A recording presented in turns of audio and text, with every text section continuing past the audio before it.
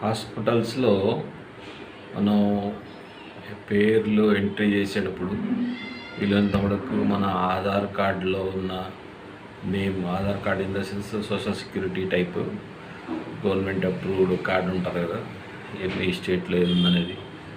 Mostly Aadhaar card అంటే మన ఇండియాలో ఒకటే ఉంటుంది. సో దానిలో ఉన్నట్టు ఎంట్రీ చేసుకోవడం బెస్ట్.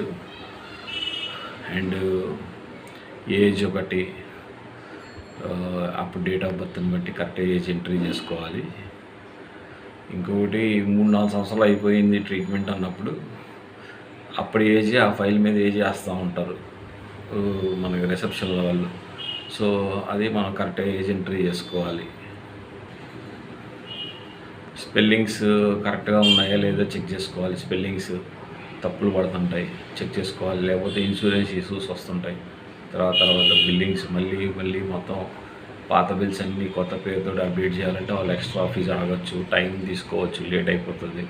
దానికోసం ఎక్స్ట్రా రోజు ఉన్నామంటే మళ్ళీ దానికి ఎక్స్ట్రా బిల్లింగ్ పడుతుంది మనకి, hospital bill. CM relief fund కావచ్చు, వేరే ఏదన్నా ట్రీట్మెంట్స్ కోసం రెఫర్ చేసేటప్పుడు పేర్లు, ఏజ్ ఇవన్నీ కరెక్ట్గా ఉన్నాయో లేదో చూసుకోవాలి. ఏ డాక్టర్కి రెఫర్ చేస్తున్నారు, ఏ స్పెషాలిటీ 1-2 సార్లు చూసుకోవటం. లేదు మనకు ఫైల్స్ అన్నీ తీసుకెళ్ళడం.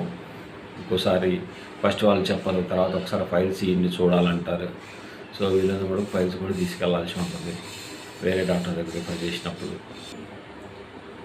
పెద్ద హాస్పిటల్స్లో డిపార్ట్మెంట్స్ డిఫరెంట్ బిల్డింగ్స్లో ఉంటాయి, డిఫరెంట్ ప్లేసెస్లో ఉంటాయి. సో ఆ డిపార్ట్మెంట్కి వెళ్ళండి, అక్కడ ఫార్మసీ ఉంది, ఇక్కడ ల్యాబ్ ఉంది, ఇన్ని కరెక్ట్గా చూసుకోవాలి. లేకపోతే కన్ఫ్యూజ్ అయిపోతుంటాం. చాలా దూరాలు ఉంటాయి, ట్రావెలింగ్ ఇష్యూ ఉండొచ్చు. పేషెంట్స్కి లగేజీలతో వస్తారు కొంతమంది. సో లాకర్స్ ఏమైనా అవైలబుల్ ఉన్నాయో చెక్ చేసుకోవాలి.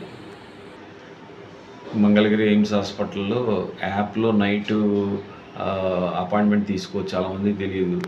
పొద్దున్నే వెళ్ళిపోయి లేకపోతే నైట్ వెళ్ళి అక్కడే కూర్చుంటారు ఎర్లీ మార్నింగ్ కోసం.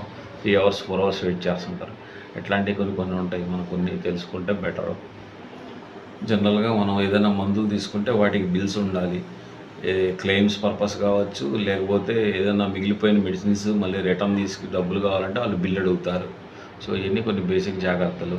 సో ఇలాంటి యూస్ఫుల్ విషయాలతో పాటు పర్సనల్ డెవలప్మెంట్ రిలేటెడ్ ఇన్ఫర్మేషన్ నా ఛానల్లో ఉంటుంది.